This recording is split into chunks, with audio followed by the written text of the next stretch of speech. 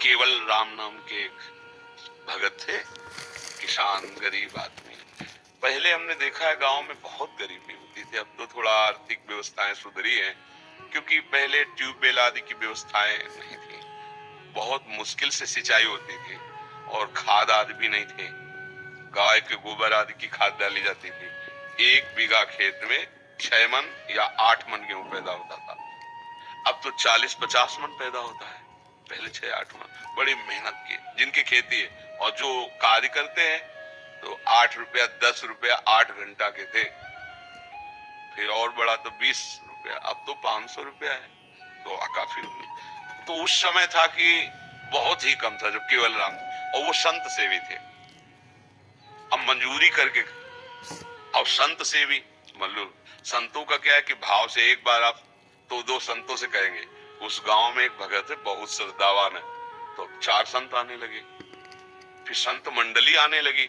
उनके पास अर्थ तो था नहीं। एक दिन संत मंडली आई, कुछ नहीं खाने को, और आसपास धनी पुरुषों के पास गए कि अगर हमें आप उधार दे दें, जो सेवा करवाएं कर दें। आज हमारे यहाँ बहुत भाग्य खुल गया, संत आए हैं, हम उनको तो कोई उधार भी देता है तो कुछ देख के देता है ना। अब इसको दे दे, कुछ न जमीन है न रुपया पैसा, कब वापस करेगा? नहीं। तो एक बड़े चतुर थे, उन्होंने कहा हमें कुआं खुदवाना है, तुम कुआं खोद दोगे? पक्का, हम और पत्नी दोनों मिलकर कुआं खोदेंगे, पर आप इतना दे दो कि हमारे संत पाले। उनका जय दिन संत रहेंगे, तय दिन हमारे यहाँ से ले जाओ भोजन। तो आटा दाल घी चावल, बड़े प्रसन्न। 2-3 दिन संत रुके, खाए पिए चले। अब वो दोनों पति पत्नी कुआं खोदने में लगे। एक फावड़ा मारते राम, राम भगत, वो तसला उठाते राम, नाम लेते हुए, ऐसा 60 हाथ खोदने पर तब कहीं पानी निकलता था। तो अभी 40 हाथ ही खोदा होगा, कि वो पत्नी तो ऊपर थी और बीच से रज भसक गई और कुआं तुक गया। तो 20-25 हाथ मिट्टी उनके ऊपर। अब सेठ ने कहा कि भाई हम क्या कर सकते हैं, और उस समय जेसीबी वाला जमाना तो था नहीं, पुराना समय। कहा भाई हम तो पैसे भोजन दिया था, तय किया था खुदवान, और मर गए कैसे? अब इतना खो कैसे भाई? कोई यंत्र हो तो जल्दी जल्दी। और फिर मनुष्य जीवन तो एक क्षण का है, श्वास पूरी नहीं तो मर जाओगे भाई। आधा मिनट, पौन मिनट, 1 मिनट, इसके बाद तो दम घुट जाएगा, प्राण तो मर गए, ऐसा सबको। पत्नी को समझा बुझा के कुछ दे ले, खान पान के, कि भाई वो तो पधारी गए हैं, अब जब आपको जरूरत हो हमसे ले जाना, ये सहयोग कर सकते हैं। अब तो ऐसा तो नहीं कि कुआं खोदा जाए जिंदा मिले। पर वो राम राम जपने वाले एक एक फावड़े पे कुआं पूर दिया गया कि ये ठीक नहीं, असगुन हो गया, आदमी मर गया उसमें।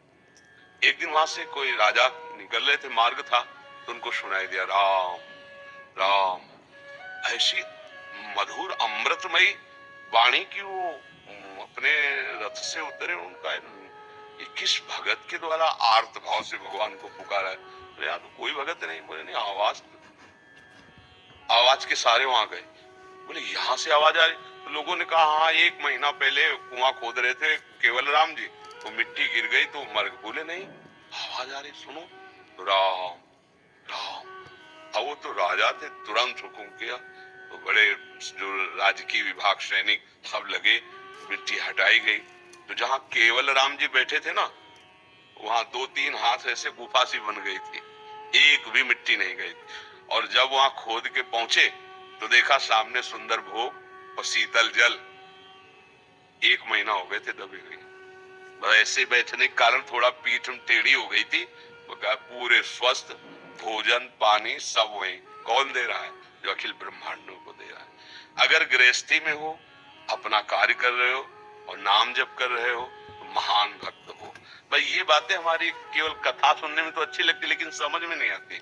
अगर हम अपनी नौकरी में, अपने व्यापार में, अपनी किसानी में अपने भगवान के स्मरण को सम्मिलित कर ले, तो हम महाभागवत हैं।